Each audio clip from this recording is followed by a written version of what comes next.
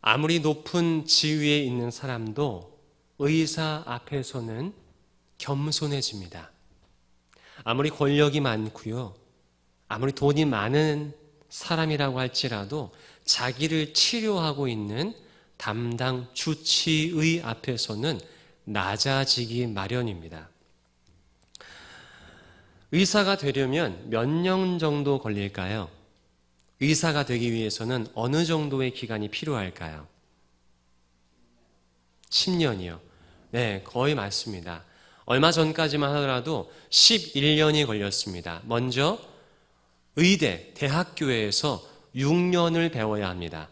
대학교 6년을 배우고 졸업했다고 의사가 되는 것이 아닙니다. 인턴 1년을 해야 되고요. 인턴을 마치면 또한 4년 동안 레지던트 생활을 해야 됩니다. 이렇게 11년을 마쳐야 드디어 의사 국가고시를 받을 수 있는 자격이 주어지는 거예요.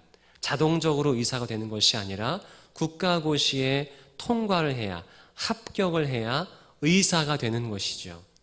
명의가 되기 위해서는 그 후로도 수많은 경력, 또한 치료 경력들이 필요합니다. 임상도 필요하고 진료가 필요하지요. 그리할 때 정말 아픈 사람을 고치는 진짜 의사가 되는 것입니다.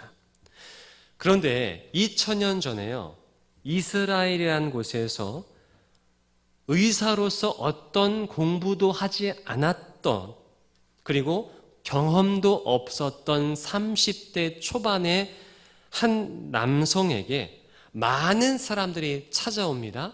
그리고 그에게 병을 고쳐달라고 애원해요. 그분이 누굴까요? 네, 우리 예수님이십니다. 더욱 당황스러운 것은요, 의사도 고치지 못하는 병을 가지고 와서 제발 좀 고쳐달라고 애원하는 거예요. 마태복음 8장 2절 말씀을 읽어볼게요. 한 나병 환자가 나와 절하며 이르되 주여 원하시면 저를 깨끗하게 하실 수 있나이다 하거늘. 아멘. 이 나병 환자만 찾아온 것이 아니에요. 가버나움이라는 곳에서는요, 군인들을 통솔하였던 백부장도 예수님께 찾아옵니다. 그 이유는 백부장 자신이 아팠기 때문이 아니라 그가 거느린 하인이 중풍병에 걸렸기 때문이었어요. 당시에 잘 고칠 수 없었던 그 병을 하인이 앓고 있었는데 제발 좀 고쳐달라고 예수님께 찾아온 것입니다.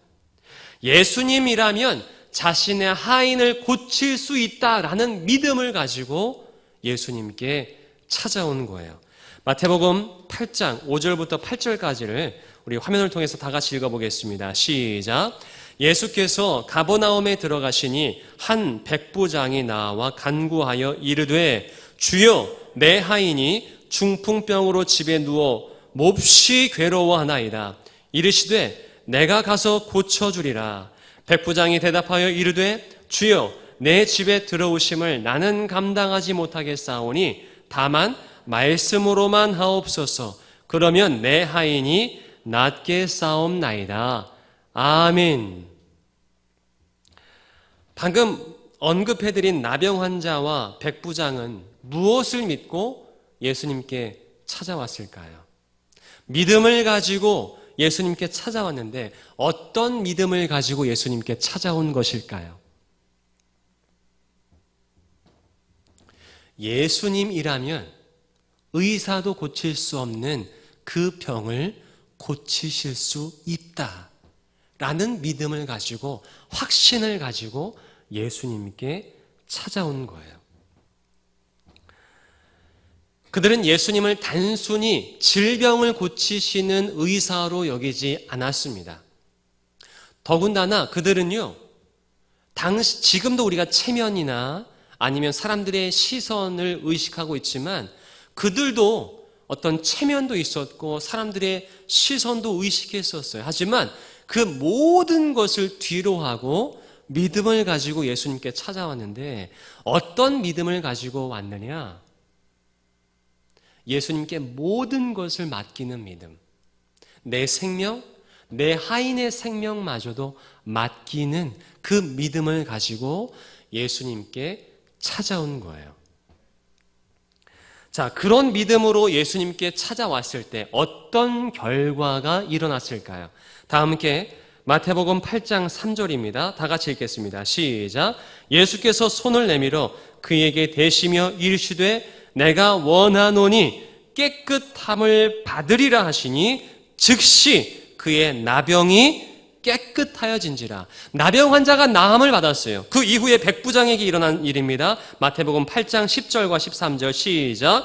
예수께서 들으시고 놀랍게 여겨 따르는 자들에게 이르시되 내가 진실로 너희에게 이르노니 이스라엘 중 아무에게서도 이만한 믿음을 보지 못하였노라. 예수께서 백부장에게 이르시되 가라 내 믿은 대로 될지어다 하시니 그 즉시 하인이 나으니라. 아멘. 할렐루야. 예수님께서는요, 나병 환자와 백부장의 그 믿음을 보시고 그들의 소원을 응답해 주십니다.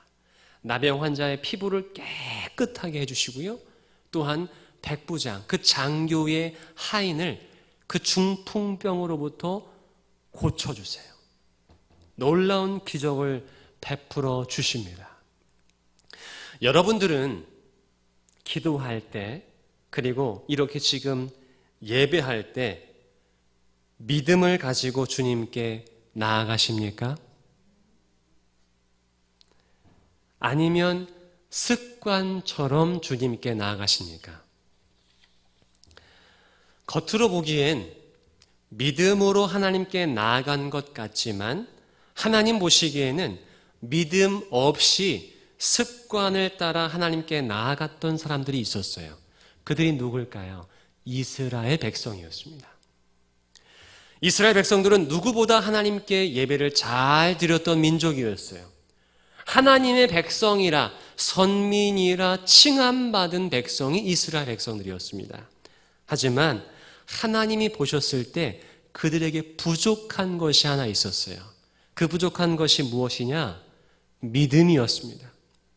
하나님 보시기에 그들은 믿음이 부족했어요. 그래서 하나님께서는 이사야 선지자를 통해 믿음 없는 이스라엘 백성들을 이렇게 고발합니다. 이사야 1장 2절 3절을 제가 읽어보겠습니다. 하늘이여 들으라, 땅이여 귀를 기울이라. 여호와께서 말씀하시기를 내가 자식을 양육하였거늘 그들이 나를 거역하였도다. 소는 그 임자를 알고 나귀는 그 주인의 구유를 알건만은 이스라엘은 알지 못하고 나의 백성은 깨닫지 못하는도다 하셨도다. 아멘. 하나님은 소와 나귀를 비유로 들어서 이스라엘의 주인이 하나님이라고 말씀하세요. 그런데 그 이스라엘은 주인된 하나님을 알지 못한다. 아니, 하나님을 주인으로 여기지 않는다. 그리고 하나님의 말씀을 거역하고 있다라고 말씀하시는 거예요. 그렇다면 이스라엘 백성들이 하나님을 주인으로 여기지 아니하고 또한 하나님의 말씀을 따르지 아니하고 누구의 말을 들었을까요? 누구의 말을 들었을까? 그 궁금증을 가지고 다 함께 이사야 30장 15절과 16절을 읽겠습니다. 시작. 주 여호와 이스라엘의 거룩하신 이가 이같이 말씀하시되 너희가 돌이켜 조용히 있어야 구원을 얻을 것이요 잠잠하고 신뢰하여야 힘을 얻을 것이거늘 너희가 원하지 아니하고 이르기를 아니라 우리가 말 타고 도망하리라 하였으므로 너희가 도망할 것이요 또 이르기를 우리가 빠른 짐승을 타리라 하였으므로 너희를 쫓는 자들이 빠르리니. 아멘. 여러분, 이 말씀을 통해서 우리가 알 수 있는 것은 무엇입니까? 이스라엘 백성들이 하나님을 의지하지 않고 하나님의 뜻을 따르지 않고 누구의 뜻을 따랐어요? 자기들의 뜻을 따랐어요. 자기들의 생각에 좋을 대로 따랐습니다. 하나님의 말씀대로 순종하고 따르는 것이 아니라요, 자기 생각대로, 자기들의 옳은 판단대로, 자신들의 판단에 순종하여 따랐던 것이지요. 그리고 하나님보다 눈에 보이는 권력과 힘을 의지했어요. 이어서 이사야 31장 1절 말씀을 다 같이 읽어보겠습니다. 시작.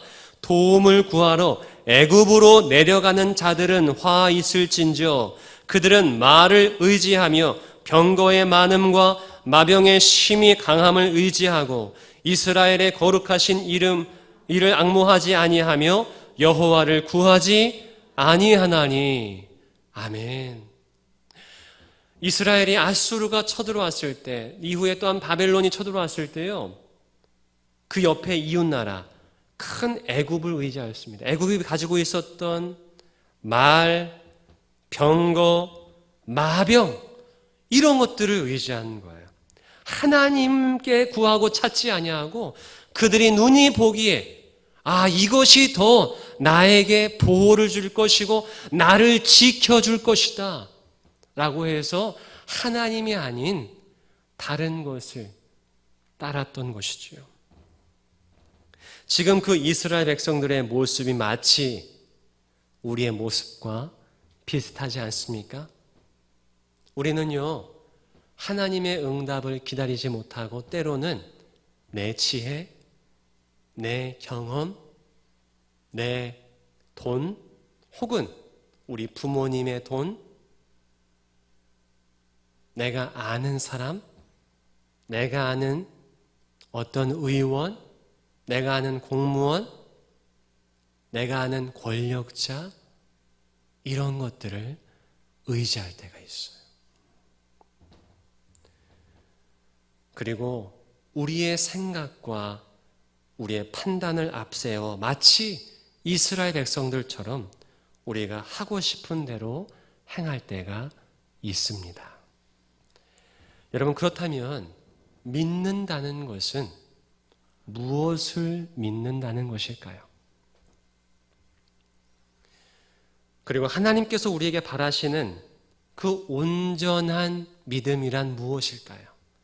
이스라엘 백성들에게 바라셨던 믿음, 그리고 우리에게 바라셨던 그 믿음은 어떤 믿음일까?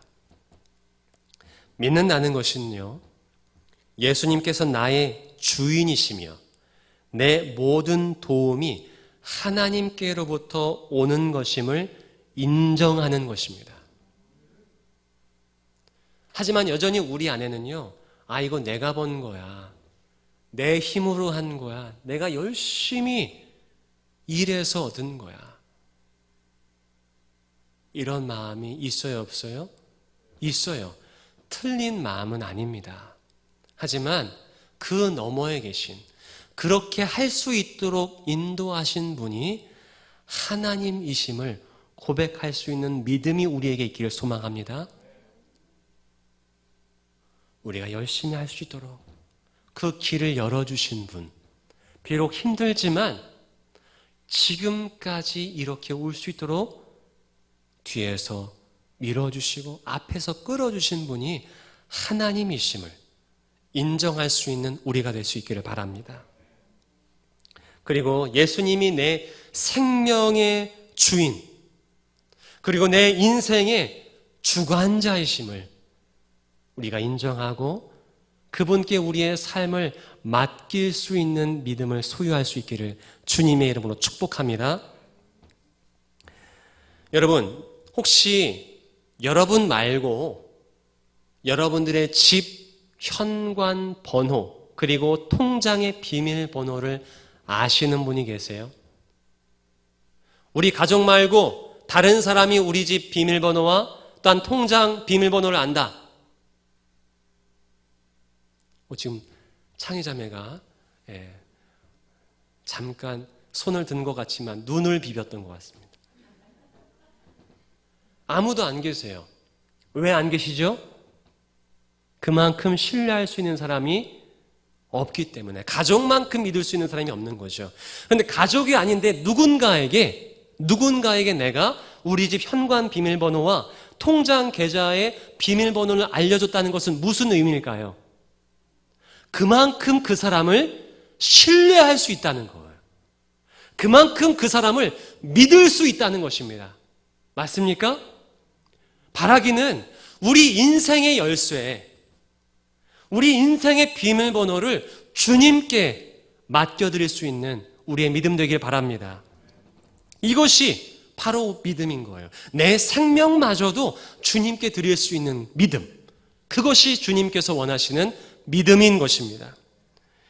프랑스 동남부에 위치한 그르노블의 한 아파트에서 며칠 전에 불이 났어요.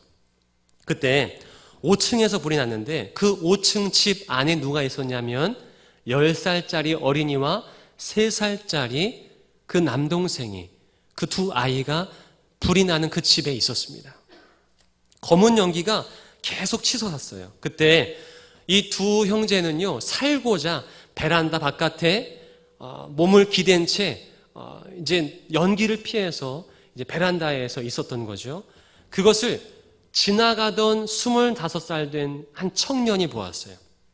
그리고 그 청년은 베란다에 매달려 있는 두 아이를 보자마자 이렇게 외쳤습니다. 뛰어내려! 내가 잡아줄게! 뛰어내려! 라고 외쳤어요. 5층 높이입니다. 2층이나 3층 높이가 아니에요. 그리고 10살, 3살입니다. 5층 높이는요, 우리 교회 옥상에서 뛰어내린 높이예요. 뛰어내리면 어른도 죽을 수 있습니다. 못해도 중상이에요. 과연 그 불길 속에서 그 아이들은 뛰어내렸을까요? 뛰어내리지 않았을까요? 만약 뛰어내렸다면 그 아이들은 무사했을까요? 며칠 전에 일어난 일입니다. 영상을 통해서 확인해 보겠습니다.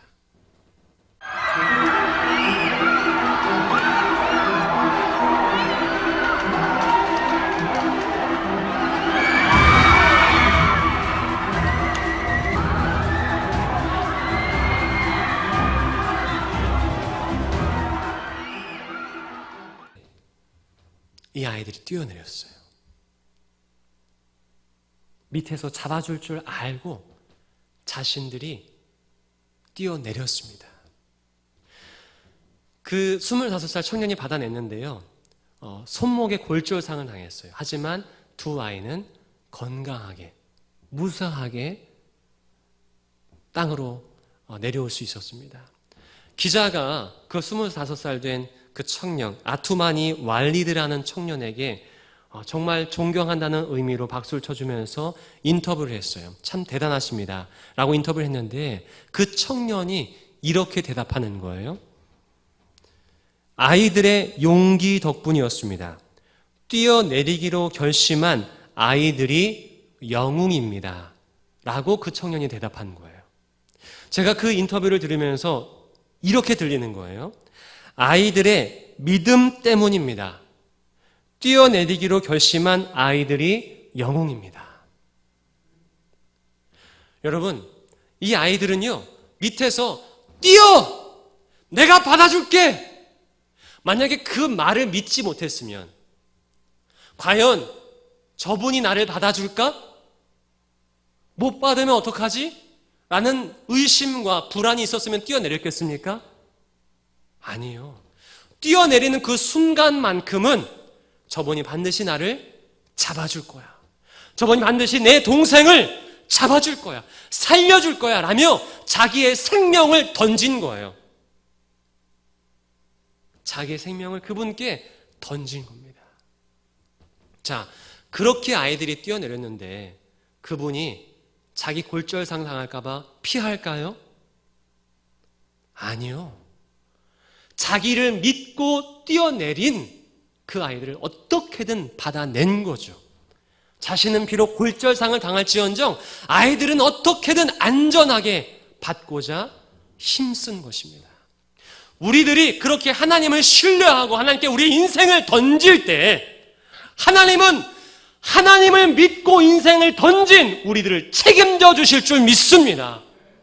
하나님, 내 인생을 주님께 던집니다.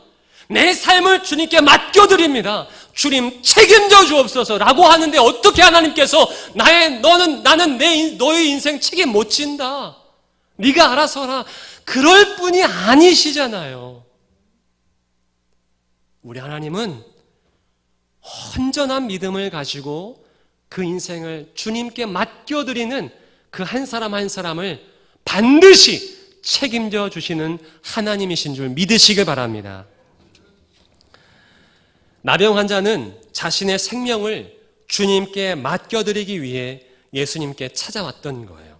백부장도 자신의 하인의 생명을 주님께 의탁드리며 예수님께 찾아온 것입니다. 로마 시대의 하인은요, 주인의 가장 큰 재산 중에 하나였어요. 가치 있는 재산이었습니다. 그런데 백부장은 그 하인의 생명을 주님께 맡겨드리는 거죠. 믿음이라는 것은 나의 생명, 내 모든 소유가 다 주님의 것입니다. 주님께 맡겨드립니다. 주님, 인도하여 주옵소서. 책임져 주옵소서. 이것이 믿음인 거예요. 다 함께 따라해 보겠습니다. 나의 생명은 주님의 것입니다. 나의 생명은 주님의 것입니다. 나의 소유도 주님의 것입니다. 나의 소유도 주님의 것입니다. 아멘이십니까? 그런데 여기서 한 가지 질문을 드려볼게요. 나병 환자나 백부장은 예수님께서 누군가의 병을 고치신 장면을 직접 보았을까요? 그렇죠. 못 봤어요. 그냥 얘기로만 들었던 거예요. 당시에 뭐 인터넷이 있습니까? 생중계가 있습니까? 뭐 유튜브가 있어요? 그저 예수님께서 갈릴리에서 또한 어느 동네에서 누군가를 고쳤다더라. 그가 하나님께로부터 온 사람이라더라. 그러한 얘기만 듣고 믿었던 거예요. 보고 믿은 것이 아니라 듣고 그들은 확신을 가지고 예수님을 찾아간 거예요. 오늘 본문의 배경인 로마 교회 교인들도 그랬습니다. 로마 교회 교인들 중에 예수님께서 십자가에 죽으신 것을 직접 본 사람은 없었어요. 더욱이 예수님께서 부활하신 것을 본 사람도 없었습니다. 예수님께서 사역하신 것을 본 사람은 더더욱이 없었어요. 그런데 그들은 예수님을 믿었어요. 예수님을 믿고 또한 예수님에 대해서 들었던 누군가로부터 그 복음을 들었을 때 그들은 확신을 가지고 예수님을 믿었던 거예요. 예수님을 보지 못했지만, 예수님의 사역을 눈으로 목격하지 못했지만, 예수님의 십자가 사건과 부활을 목격하지 못했지만 부활하신 예수 그리스도를 그들은 믿었습니다. 로마서 1장 8절 오늘 본문인데요. 다 같이 큰 소리로 읽겠습니다. 시작. 먼저 내가 예수 그리스도로 말미암아 너희 모든 사람에 관하여 내 하나님께 감사함은 너희 믿음이 온 세상에 전파됨이로다. 아멘. 우리의 믿음이 이 지역에 전파되길 바랍니다. 야, 풍기교회 성도님들 믿음 정말 최고야. 근데 그 믿음이 어떤 믿음이요? 우리의 삶을 온전히 주님께 맡겨드릴 수 있는 믿음. 내 삶의 주인이 하나님이십니다. 이것을 증거할 수 있는 믿음이요. 아무리 교회 열심히 다녀도 여전히 내 뜻과 내 생각대로 판단하고 살아가는 것이 아니라 이스라엘 백성들처럼 그렇게 살아가는 것이 아니라 정말 저 사람은 하나님이 주인 된 삶을 살고 있구나. 정말 저 성도님은 예수님을 주인으로 섬기고 계시구나. 이러한 믿음의 소식이 우리 풍기교회 여러분들을 통하여서 들려지기를 바랍니다. 여러분은 정말 온전히 주님을 믿으십니까? 정말 예수님을 믿으십니까? 예수님께서 내 삶의 주인이심을 정말 믿으십니까? 네, 아멘입니다. 이 예수님의 탄생을 주제로 한 중세 시대의 그림을 보면요, 복음서에 나와 있지 않는 동물들이 있어요. 제가 퀴즈를 내볼 테니까 어떤 동물인지 한번 그림을 직접 보시면서 맞춰보시기 바랍니다. 먼저 프라 안젤리코가 그린 예수 탄생을 한번 보겠습니다. 1441년도에 그린 그림인데요. 그 아래에 보시면 예수님이 계시고 거기 동물이 2마리가 있는데요. 어떤 동물일까요? 하나는 뭐가 보입니까? 그렇죠. 소가 보입니다. 소 옆에 있는 동물은 어떤 동물일까요? 나귀예요. 자, 다음 장면 보여주세요. 이 그림은 산드로 보디첼리가 그린 신비한 예수 탄생이라는 그림인데요. 자, 여기에서도 아래 예수님이 탄생하셨는데 바로 그 위에 2 동물이 그려져 있습니다. 어떤 동물이죠? 그렇죠. 소와 나귀입니다. 복음서에는 소나 나귀가 예수님의 그 마국간에 등장하지 않아요. 기록되어 있지 않습니다. 그런데 왜 이 그림이 그려져 있을까요? 그 이유는 아까 전에 우리가 읽었지만 이사야 1장 3절의 말씀의 의미를 담기 위해서입니다. 다 같이 읽겠습니다. 시작. 소는 그 임자를 알고 나귀는 그 주인의 구유를 알건만은 이스라엘은 알지 못하고 나의 백성은 깨닫지 못하는도다 하셨도다. 아멘. 자, 즉 예수님 위에 소와 나귀를 그린 이유는 무엇이냐면 예수님이 우리의 주인이시라는 거예요. 예수님이 이 세상에 주인으로 오셨다라는 것을 상징하기 위해서 소와 나귀를 그린 것입니다. 사랑하는 풍기교회 성도 여러분, 우리의 삶을 통해 예수님이 그리고 하나님이 주인이시라는 것을 증거하시길 바랍니다. 한번 따라해 보겠습니다. 예수님이 내 삶의 주인이십니다. 예수님이 우리 가족의 주인이십니다. 예수님이 우리 자녀들의 주인이십니다. 예수님이 풍기교회의 주인이십니다. 아멘. 날마다 이 고백으로 살아가는 우리 모두가 되기를 주님의 이름으로 축복합니다. 기도하겠습니다. 은혜의 주 하나님 감사합니다. 오늘 우리에게 말씀 주심에 감사드립니다. 우리가 하나님을 예배하고 하나님께 기도하며 주님께 나아간다고는 했지만 정작 믿음이 부족했음을 고백합니다. 우리 예수님을 주님이라 나의 인생의 주인이라 고백하는 것 같지만 정작 중요한 결정을 내릴 때마다 내 생각과 내 판단을 앞세울 때가 많았음을 고백합니다. 주여 믿음 없는 우리를 용서하여 주옵소서. 지금부터라도 오직 우리의 삶을 통해 내 인생이 우리 가정이 오직 주님만을 섬기는 가정이라 내 인생이 예수님이 주인이라 선포하며 증거하는 삶을 살 수 있도록 도와주시옵고 우리 풍기교회가 예수님이 주인이시며 하나님이 주인이심을 선포하는 그래서 우리의 믿음이 이 지역에 또한 이 영주와 전국에 소문나는 그러한 기쁨의 소식들이 들려지게 하여 주옵소서. 그 믿음을 가지고 주님께 나아갔을 때 나병 환자와 또한 그 백부장에게 역사하신 그 하나님의 놀라운 기적 같은 일들이 우리 삶 속에도 나타날 수 있도록 인도하여 주옵소서. 예수 그리스도의 이름으로 기도하옵나이다. 아멘.